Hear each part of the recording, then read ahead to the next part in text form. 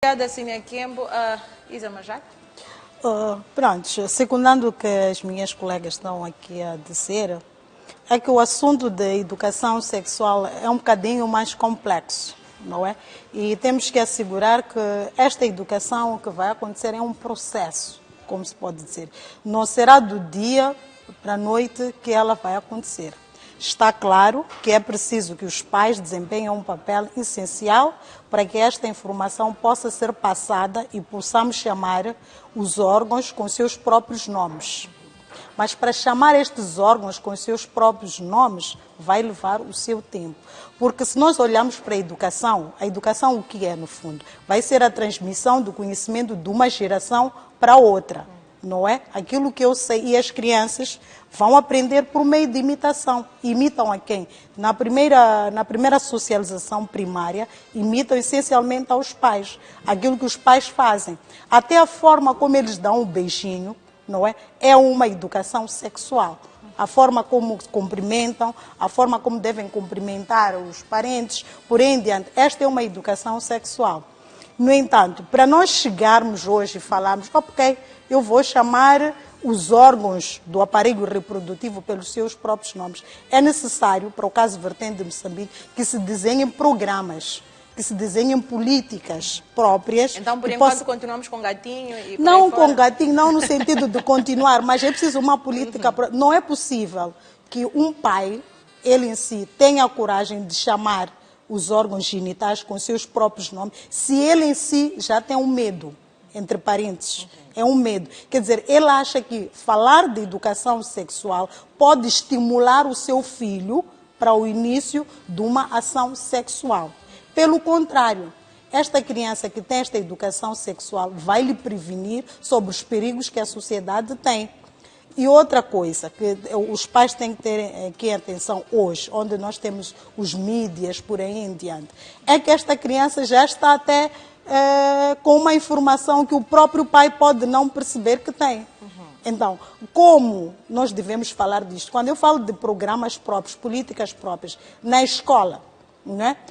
Estamos a falar de uma faixa primária até 6, 3, 6 anos, pré-escola, por aí em diante. Infância, sim, não é? há creches, mesmo as creches. Pode-se aqui introduzir, digamos, um tema transversal. Como é que as crianças devem lidar? Imagine numa creche, ok? E estamos ali e as crianças, por exemplo, olham-se umas às outras e dizem assim, como ela estava a dizer, o pipi, o popó e por aí em diante. A criança olha para o outro e vê que não. Este órgão, neste caso reprodutor masculino, é diferente do órgão reprodutor feminino e a menina pensa que não, foi amputado o órgão. Por exemplo, ela pode entrar em angústia. Por que é que sou diferente da outra criança? Então, o que é que nós devemos explicar nessa altura? Tanto a mãe, tanto o professor, deve explicar que não. Nós estamos numa sociedade e a questão do gênero aqui, a menina há um papel social que desempenha como menina, este é um menino, tem um papel social que desempenha como menino, não é? E estes órgãos para que servem?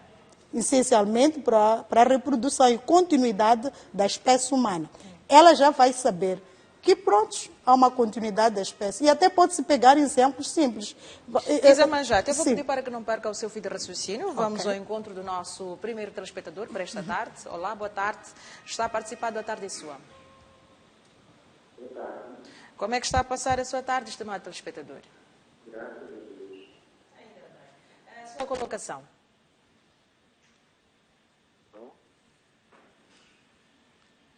Sim, telespectador em linha? Boa tarde. Sim, a sua colocação. Ótimo, desculpe. Alô? Sim, estamos a acompanhá-lo. Ótimo. É o seguinte, a minha preocupação é mais ou menos relacionada à educação sexual, não só para as crianças. Não sei se posso alongar com a conversa. Pode explicar-se melhor, por favor? Obrigado. Eu sou direto em relação às respectivas doenças sexuais, né? Infelizmente perdemos a chamada do nosso estimado telespectador. Se puder, volta a ligar e conclua o seu fio de raciocínio. Enquanto isso, Isa Manjate pode dar continuidade. Ok, eu dizia que esta questão da educação, que pode ser feita mesmo nas creches, não é? A partir dos indicadores da infância, explicar esta principal diferença que existe entre elas no sentido de reprodução. Eu colocaria um exemplo à volta. Por mais que o educador de infância, ou mesmo na casa, vamos lá supor numa casa normal, que existe, por exemplo, animais de estimação. Se os pais partem do exemplo simples para explicar a reprodução, quero crer que a criança também pode perceber. Tem lá um gato, tem lá, outros animais que podem lá acontecer, porque esta questão de reprodução vai acontecer tanto nos homens, não é? Assim como nos animais. A única diferença que existe neste caso entre nós e os animais é que nós somos racionais e eles não são. Mas a reprodução vai acontecer. Então, esta questão de educação sexual, na minha opinião, tem que ser cruzada. Os pais, a sociedade e os professores.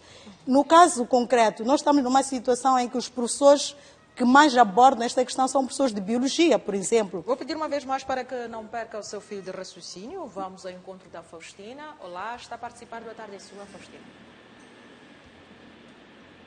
Olá, Faustina.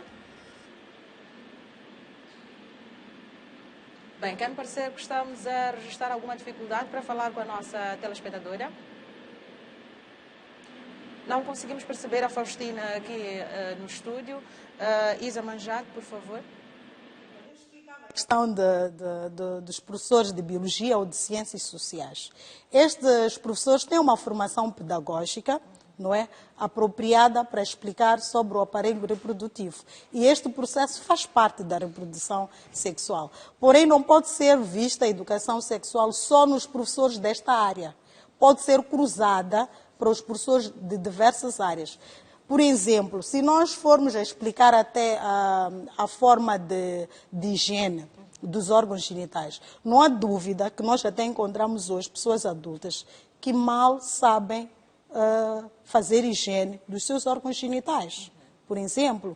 Então, esta questão da educação sexual faz parte até da saúde emotiva e emocional, não é? Que é necessário ser cruzada. Portanto, eu penso que aqui temos sempre que cruzar estas vertentes, mas com o objetivo, termos um adulto saudável, um adulto que seja preparado para evitar as questões de abuso sexual, evitar as questões da violência sexual, não é? E não há dúvida que na nossa sociedade até os abusadores e os violadores fazem parte da família, não é?